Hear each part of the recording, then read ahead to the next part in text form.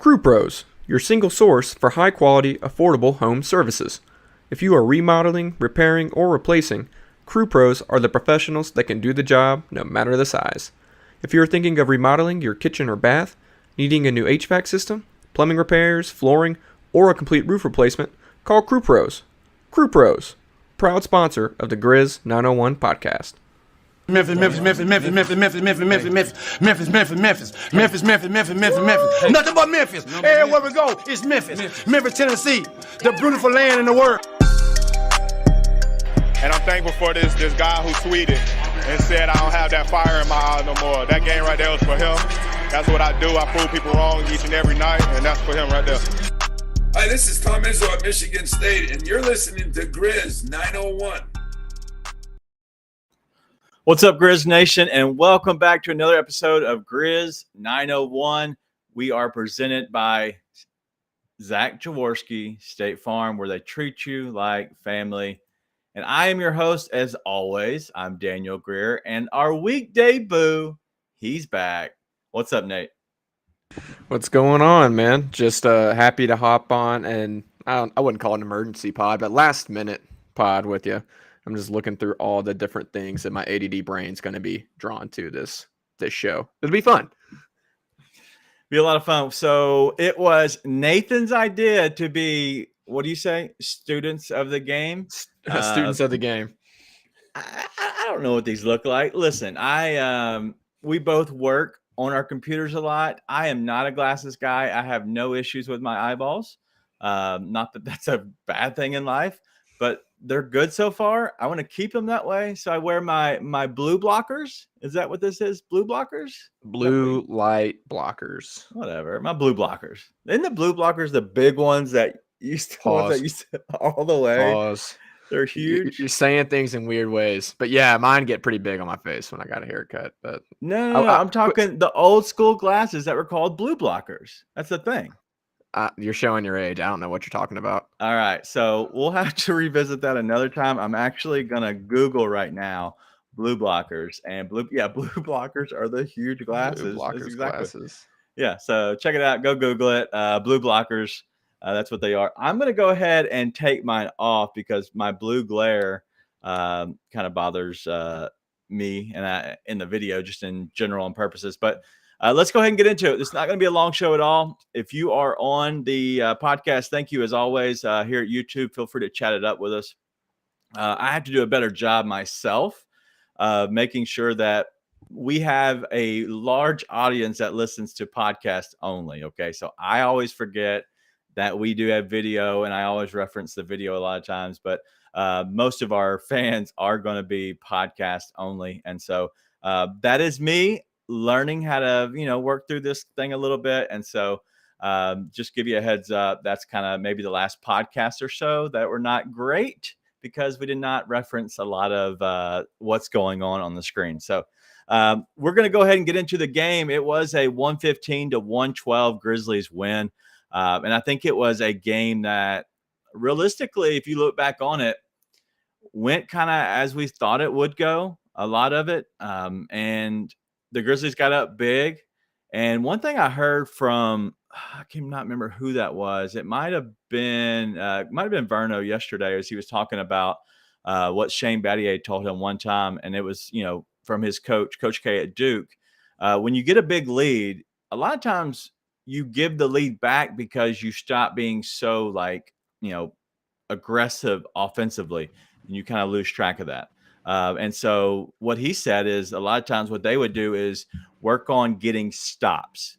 So you actually try to focus yourself on defense, which is the opposite, right? But if you focus on getting stops and on defense, then you won't give up the lead because you're locked in defensively, and whatever happens on the offensive end happens on the offensive end. So I thought that was a very big thing that he said yesterday, and I don't know if you missed it, but Chris Vernon on the Chris Vernon Show shared that with us. So Nathan, what you got on that game? I was super encouraged by the game. I saw some negativity on Grizz Twitter. I think for the most part, people were pretty happy with the game and getting a win on opening night's always a great start, right? It's opening night. There's going to be rust. Every team still figuring some stuff out. So just getting off on the right foot is a great thing to be able to accomplish. But did see some people that were worried about the team. They're like, this is, I saw someone within 5 minutes, it blew my mind, say, I was unimpressed with that win. We have a lot of work to do. I was like, oh, by work, do you mean get 3 of our 7 best rotation players back in the lineup? That's good work we should try and do. Yeah, for sure. I mean, what more do you want? Santi Aldama plays 39 minutes for you, gets a double-double, looks awesome, punks Julius Randle, even though he said it was on accident. He was just hyped up, which Santi may also be, outside of the Grizzlies' biggest and best surprise, the most wholesome player on Memphis. Just hearing him talk about stuff with his family. Love seeing him succeed. Love being wrong about it. Yeah, it was an overall really encouraging game. I thought they took the foot off the gas and got caught a little bit. But outside of that, what more do you want? John Konchar played really well. The only one that really worried me at all was Desmond Bane. Between he wasn't really hitting his shots, and I don't expect that to last, but obviously, he said he worked on his body quite a bit to lose some weight and make sure he doesn't get hurt again down the stretch. And then he gets hurt in the first game, but looks like it's just cramped. Looks like it's just cramps. Okay, let me be clear. I'm not talking about Isaac. Sorry. We got it in the chat. Black Lives Matter saying I was talking about Isaac. I was not talking about Isaac. This was someone who is completely random. I don't follow. I just saw that they were a Grizz fan. So can't remember who it was. But yeah, I'm a little worried about Bane and his legs. I think it was just cramps. Everybody was tired first game. Oh no. Dude, great game. I thought the rookies looked good. I thought it was awesome. It was a fun opening night win, close game. I yelled so hard, I almost had an aneurysm, had to lay down real quick because I thought I was about to pass out when Tyus hit that 3, and then almost did the same thing when he missed the free throws. Fun, man. I just had a lot of fun. Great opening game. Got to win. What more can you ask for? Yeah. Going a little bit over the game real quick, just a game recap if somebody didn't watch it. But just looking through the stats in general, the Grizzlies, 15-point lead at halftime, right? So let's just kind of go over that real quick. Like the Grizzlies up 61-46 at half, mainly behind a lot of Ja. That's just really what it was. Like Desmond did not look good. Santi was a big player the whole entire game. Konchar and Adams is a cheat code on the rebound level. But if you actually look at the entire game, 36 rebounds from those 3, Aldama, Adams, and Konchar, which is amazing. But also, okay, so let's stop at halftime here. Grizzlies up 15. Second half, 62-47, a 15-point spread in favor of the New York Knicks. So if you look at both halves, the Grizzlies got off to a great start, and it was a 36-point quarter there in the second quarter. Okay. The Knicks scored 23 in both of the first and second quarter. After that, they scored 33 and 29. The Grizzlies was a 24 and a 23 quarter. So that's where you get those 2 15-point halves from both teams playing well. The Knicks obviously took advantage of the Grizzlies, probably just taking a step back after they were able to, I guess, get up so big early. 19-point lead was the biggest lead that they had. But after that, there was a lot that happened in the game and a lot that we could go over, and I think was awesome. But 2 15-point leads from both teams in first or second half, I think was crazy. And I think that's really what the telling story was. And then the Grizzlies in overtime, obviously a 3-point win, and it's outscored them 7-4, which was really cool. So I think all around, I think the Grizzlies, a win's a win, in my opinion. And the one thing I will say to take away, I think we could take away some real player stuff, but as a team goes, the fact they were able to get that win in overtime says a lot about the maturity of this team. To have a 19-point lead in the second half evaporate, again, they took their foot off the gas, but then they go into overtime. They got tired legs. It's clear they have tired legs. Desmond Bane has one leg, and they still find a way over a team that has a really, really good veteran guard in Jalen Brunson. Had the advantage at forward with Julius Randle, but they still found a way to just go and make it happen and get that win. Speaks a lot to the maturity of this team and the fact they know how to win now, which bodes really well for this season as they overcome injury struggles and other things that'll pop up. Years ago, prior to Ja And even Josh's first year, I would say we'd have lost that game 8 out of 10 times. And honestly, during the Core 4 era, there was a lot of games like that we just lost and could not close. We were really good, and they were a good team, but we have not had a closer like Ja. Ja being the leader in closing clutch time minutes. It's crazy. He's so good, and I think he showed everybody really how good he is. So let's get into a little bit of what we did, and I kind of see now, and I'm getting a feeling. And tell us yes or no. I have a feeling that our betting stuff, I don't know if everybody bets like I do, or you might if you were in a betting state, Nathan. But if you want to hear more about betting, by all means, we will go more into detail. We can have our own shows about that if that helps. But the last show was okay. There wasn't as many people liking it as I thought that there would be.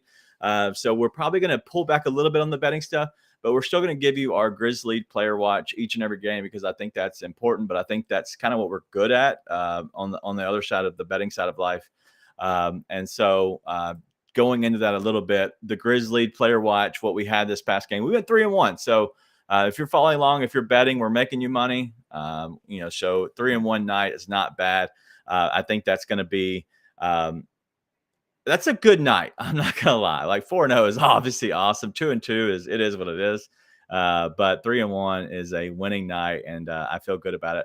I honestly just think, and I know we could be wrong, but as much research as we do in this, 2-2, I think is going to be expected. I'm not going to lie, just because we're narrowing down a lot of what we like and don't like. So make sure you follow along. We're going to produce those probably an hour before the game, because you're going to get your lines that are going to come out, especially on some of the people that are coming off the bench or some players like Konchar and Aldama throughout the season. We'll get about an hour before the game. So expect that about an hour before tip.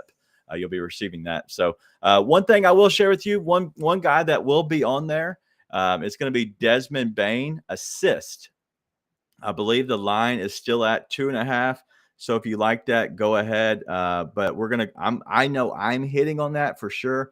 And I've already talked to Ryan, and I'm pretty sure I'm looking through the notes right now of what he sent me back. But I think it's Desmond Bane over 2.5. Yeah, over 2.5 assists is a guarantee that we both love. We expect him to have 4 or more assists. So if you're betting it all, feel free. But the lines are fairly good. So that's all we're going to talk on that, because people obviously didn't, there's not as many people involved as we are. So let's go ahead and get into our game predictions tonight, because it's not a long podcast at all. But our game predictions tonight, Nathan, I'll start with you first. Go ahead, man. I want to get your opinion on this because I'm a little torn on it. I don't feel like they're going to launch 53s again. It felt like they didn't work in the paint as much as they would like to that last game, right? So I'm looking at some of the 3 numbers, because in my head I was like, I think about betting stuff later. Maybe put something on Tyus on his over on 3s if they have a line in there. But he shot 8. He got him up. I think he's going to continue to shoot a decent amount, but 53s is a lot for a team that dominates in the paint. So I would say I'll expect them to shoot a little bit less from deep and be a little bit more methodical in running their offense tonight.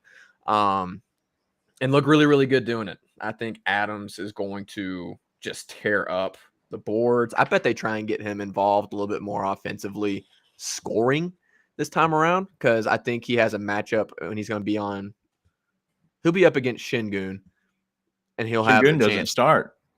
But he'll be out there against them some, though. I bet they have that matchup, and he could just bully them to death down low. So I think that's something they try and get him a little bit more action in there. And then until we get these other guys back, Ja Morant's going to be Ja Morant, and he's going to destroy. One thing I really liked from the last game that I'm not sure if you picked up on or not was that he had the highlight block against Brunson. He had a lot of highlight moments. Obviously, he's explosive, athletic guy. He didn't have any real scare me moments other than the Randall foul, which was not malicious or anything like that. It was just an unfortunate way things unfolded in that play. Yeah. But he did all that scoring, he did all that facilitating, all that playmaking, and none of it was this explosive, freak me out, scare me. I think that's a huge step in his game this year. I think he is really taking care of his body. So that was just one game note I thought about as I was about to go into that I thought was really encouraging from last game. Yes.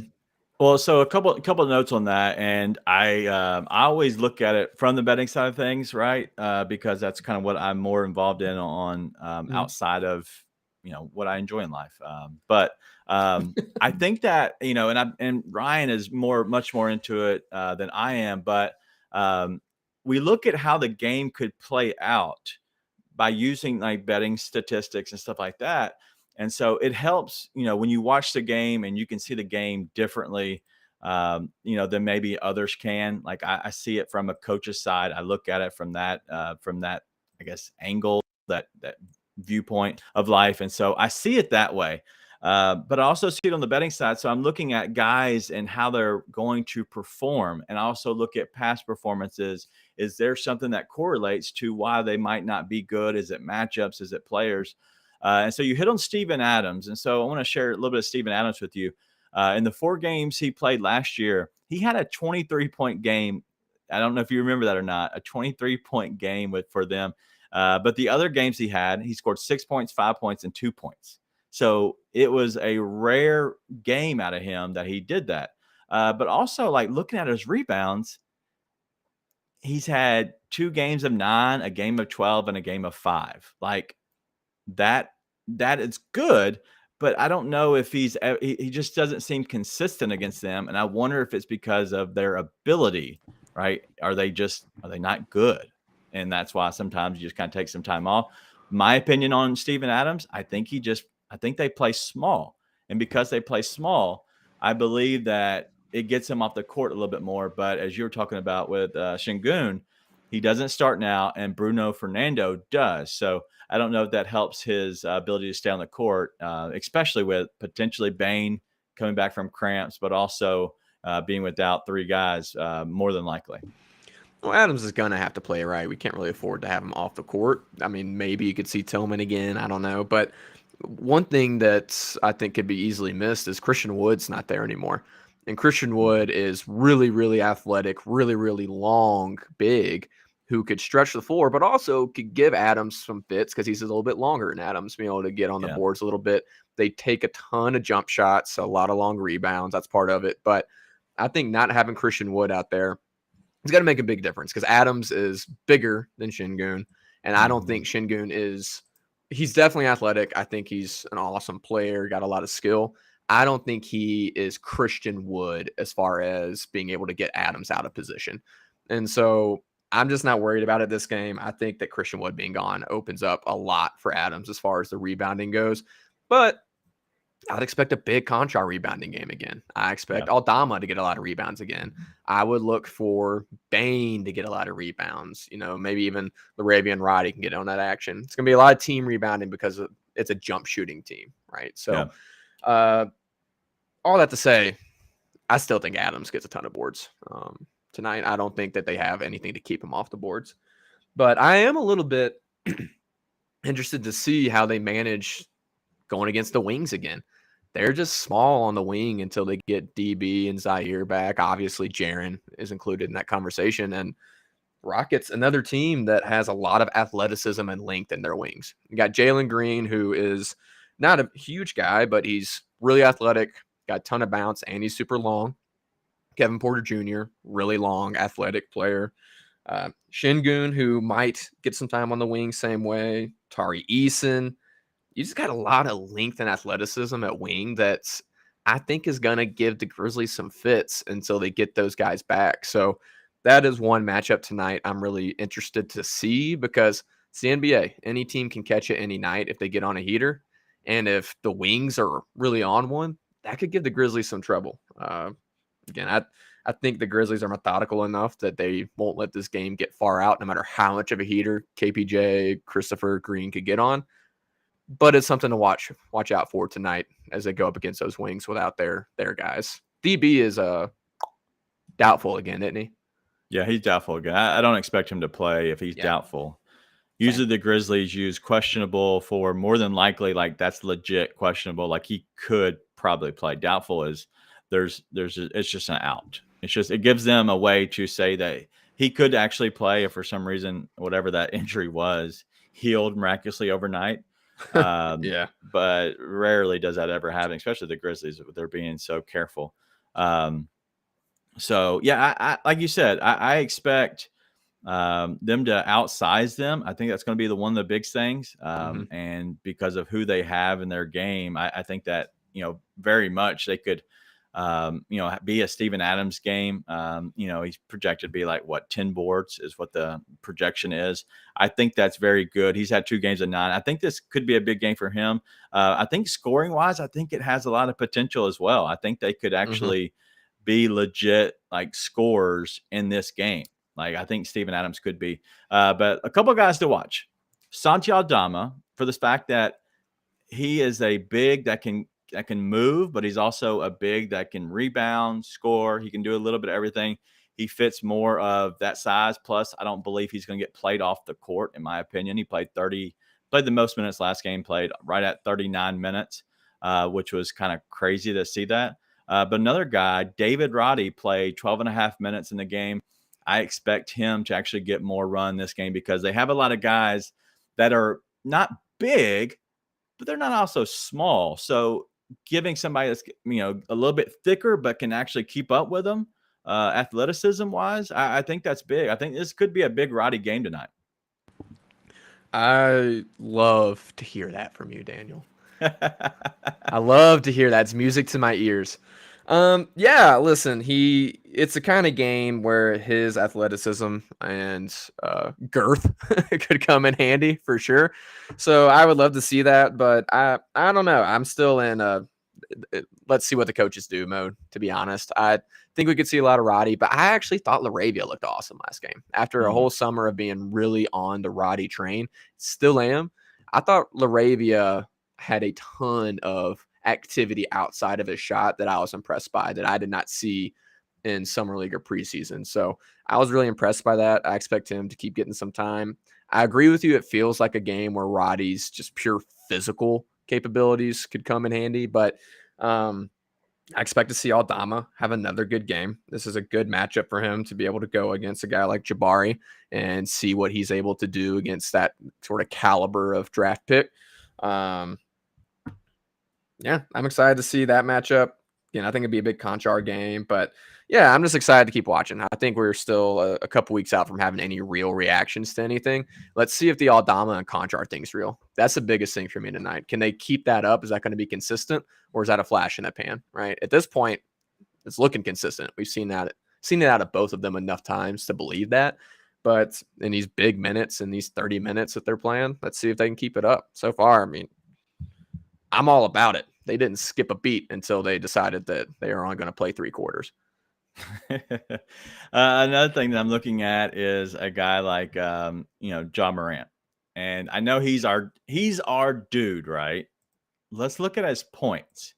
And I only do this because I think this is a good chance to see how he plays against other teams and why he maybe doesn't. Is there any reason that he hasn't played well against the Rockets this past season? He scored 22 points in both games. His rebounds were, they were okay, 6 and 4.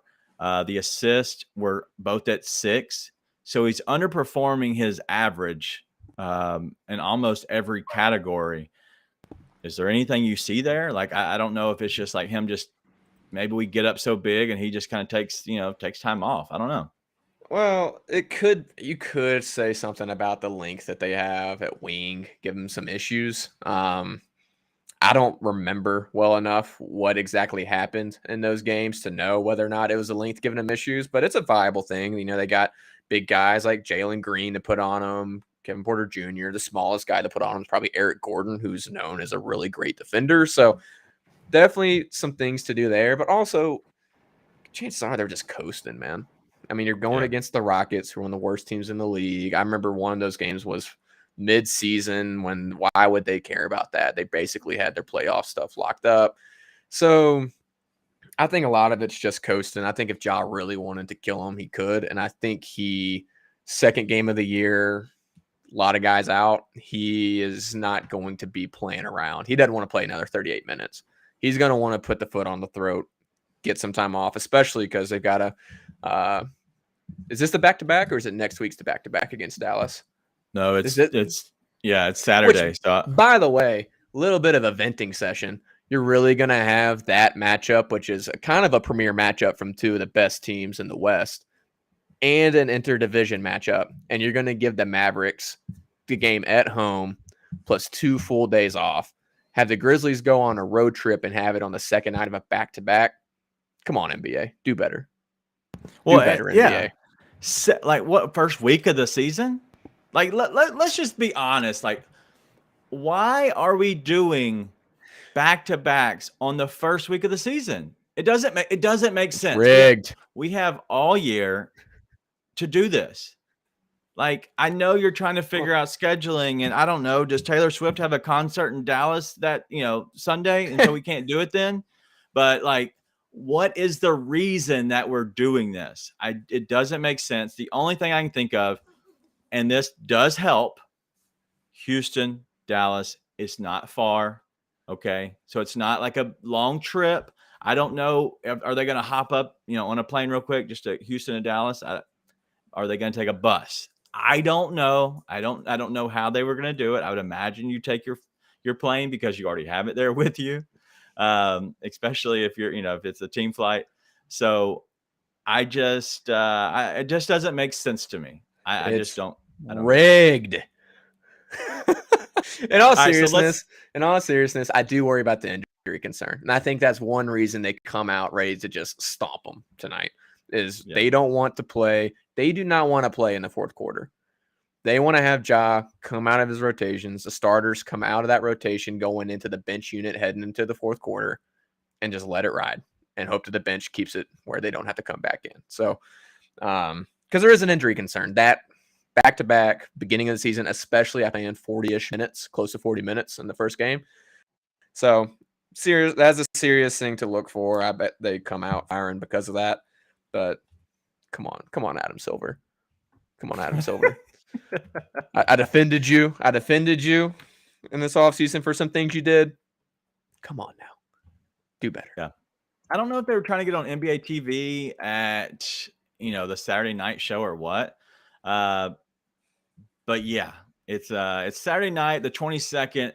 It's a 7:30 game, 7:30 tip. So it's a little bit later. So they get, a good bit of almost a full day of rest a little bit after the game. So not really, but close. It will be, like I said, on NBA TV. Obviously, I believe it's on Bally's as well. So you'll be able to keep up with your team and hear Pete and Brevin, who, they're always amazing. So I don't ever want to take away that factor. I always want to, give a little bit of light on those dudes because they are the best in the business, in my opinion. But I expect the Grizzlies to get a win in Houston. I really do. The game was at I think the number was 5 at some point. I think this is a double-digit win, in my opinion. I think the Grizzlies are still hungry enough, but what's different is a team of vets would go into Houston potentially and just kind of, this will be a business trip. We're going to get a win, and honestly, we're looking at the Mavericks. This team is so young. They're trying to work on themselves. Aldama, Konchar, Laravia, Roddy, they're all trying to figure themselves out. So they're trying to be the best version of themselves they can be. Plus, Ja is a lunatic at just wanting to make sure he is the best every chance he gets. And so I believe this team goes into Houston and gets a double-digit win. Dallas, that scares me. I think if they don't win by 20 or more and the Grizzlies set their starters in the entire fourth quarter, I think you go into Dallas and take the L. What's your opinion?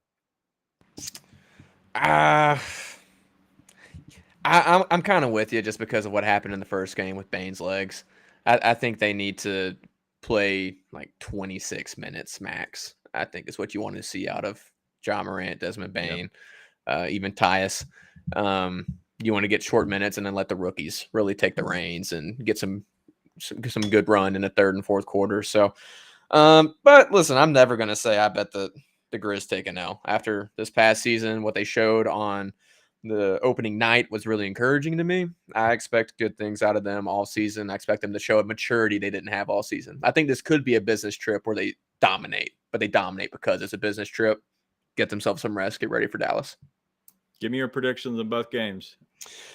Double-digit win tonight. I'm with you on double-digit win tonight.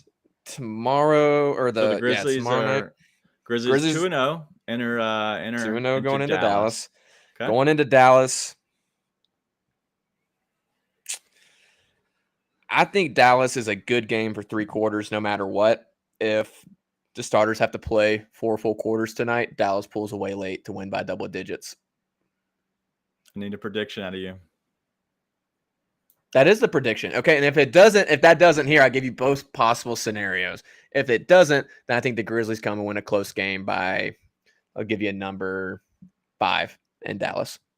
Okay, so if the starters play 26 or less minutes, okay. Grizz by 5 in Dallas. Okay. If they play more, then you're saying that Dallas wins. by 12. Okay.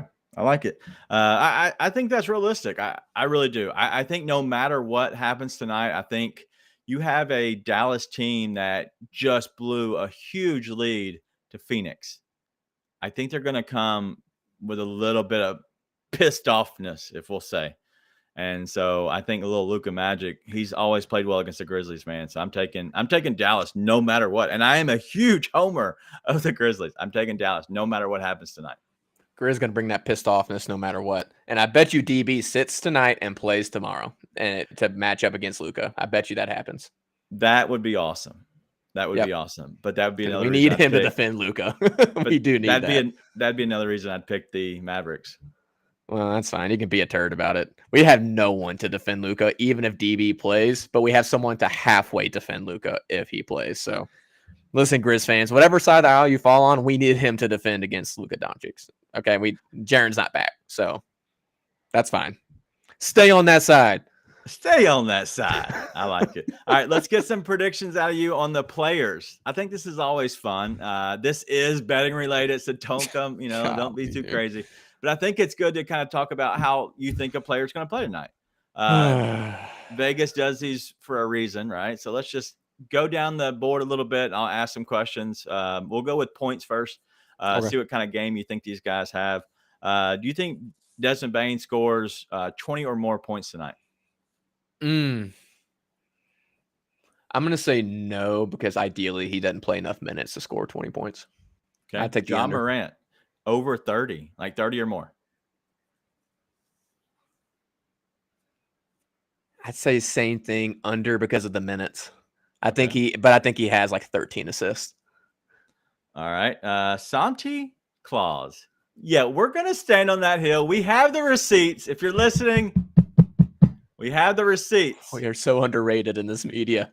But I do believe you. Yeah, and I thought it was the dumbest thing you ever said when you said Santi Clause back in whatever, June, July, whatever it was. Santi Clause. Corny. It's corny. It was not dumb. It was very corny. I think I got exactly what I said. Anyway, I couldn't find that episode. I heard some other ones where you called him in July. So we're going back to find our receipts on Santi Clause, but Santi Aldama, 14 or more points. I'll take the over. I'll take the over on the Santi points tonight. Adam, 7 or more. Oof. Danger zone. I would say under based off historical precedent. I think they try and get him involved in offense, but just because he gets a shot up doesn't mean he doesn't smoke it. I would take under on that. I would stay away, but I'd say under if I'm going to take it. Who's your highest scorer on the Rockets, you think, tonight? Who's their best player on the Rockets? Overall? Yeah. Yep.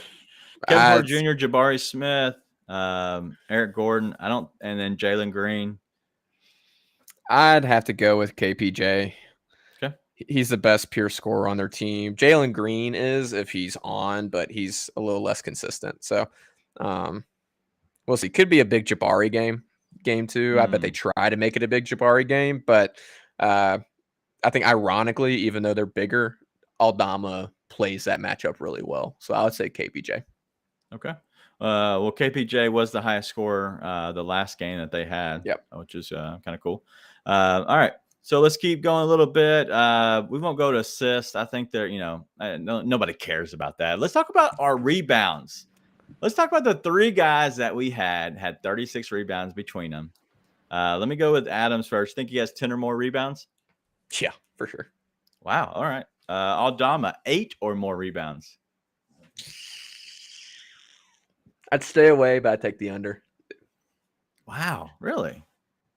Yeah, it feels like one of those games he's going to have, because even though the Knicks are a big team, the Aldama matchup wasn't always that big. So he was against Randall some, but Randall, he's a bully rebounder, but Aldama was kind of going up against Cam Reddishes of the world on some of those switches.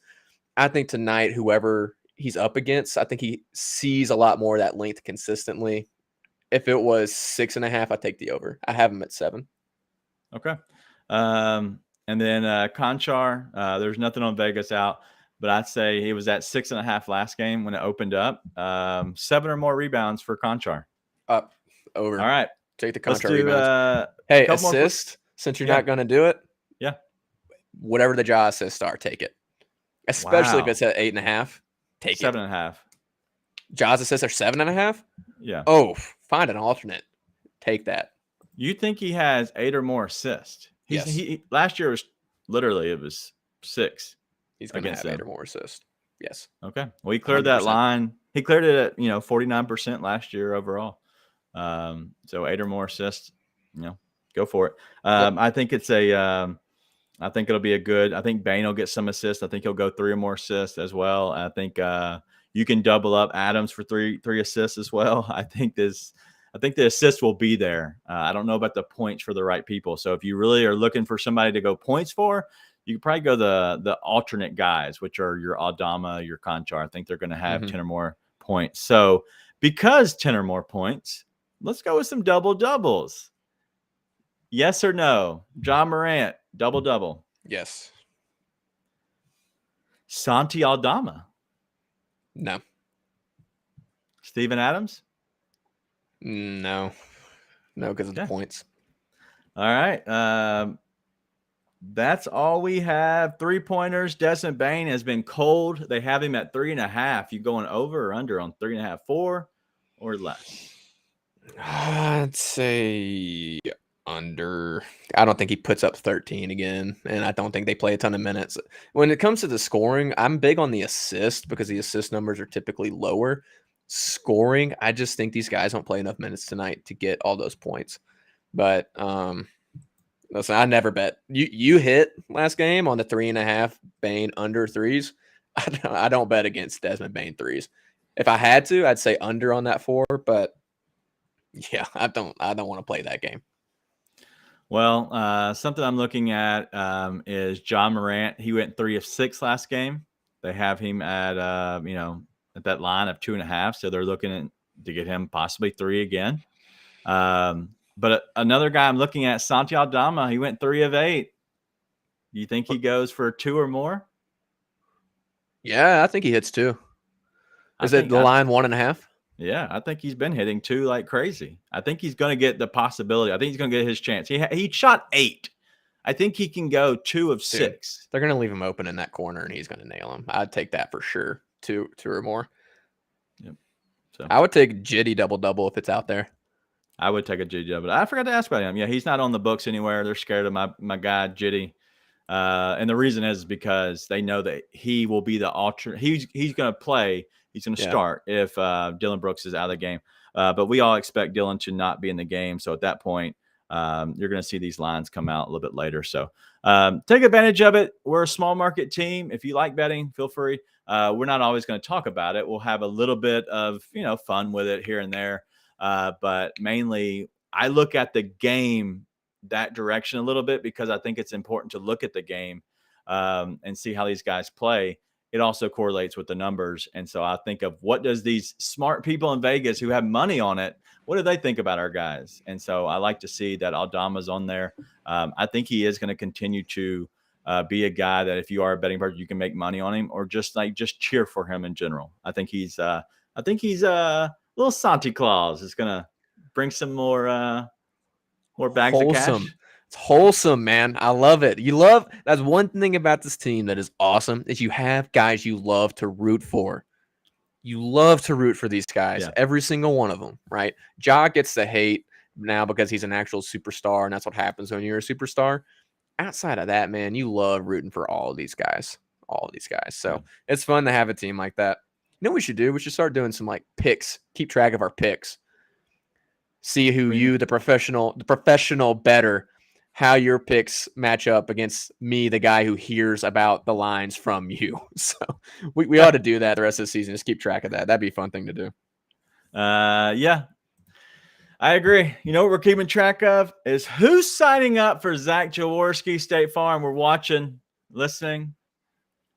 Now, if you need insurance of any reason at all, our presenting sponsor is Zach Jaworski State Farm, where they treat you like family. They are family to me, so they can be family to you, and they can make sure they save you some money, whatever it might be. Your boat, your car, your house, your wife's jewelry. If you think you've spent a lot of money, go get it insured, buddy. I promise you it is very important, because you do not want to be swimming and your wife comes up and goes, "Where is my ring?" That's never good. So go get it all insured, and you can go get up with our guy, Zach Jaworski at State Farm, where they have offices in East Memphis and Collierville. Call them at 901-459-4227. ZachInsuresMemphis.com, Z-A-C-H, ZachInsuresMemphis.com. Call them again, 901-459-4227. All right, let's get out of here with what we have. Anything that you have on these games so far? Grizzlies basketball's back. Let's have fun. Have fun watching the team. Quit taking ourselves so seriously. Come on. It's a good time. Who are you talking about? Oh, I don't know. All right, let's have a great time. Let's have a great week, man. This is going to be a great weekend. Behind the curtain a little bit, my daughter this next week turns 7. And so I'm excited. We get to have her birthday. It's going to be a lot of fun. We're going to have her birthday party this weekend. And so we get to do, maybe if they have a leotard big enough, I can get one and I can put it on for our gymnastic birthday party. Anybody pictures? No? Nobody pictures? No. All you, cousin. All right, let's have a great week. Let's get 2 dubs on the road and prove me wrong. I am down. You can prove me wrong again, Ja. I know you're probably listening. I know you're seeing this. Somehow, it'll get back to him. I promise you. It always does. But without further ado, you know what's next. Be nice and tell your friends.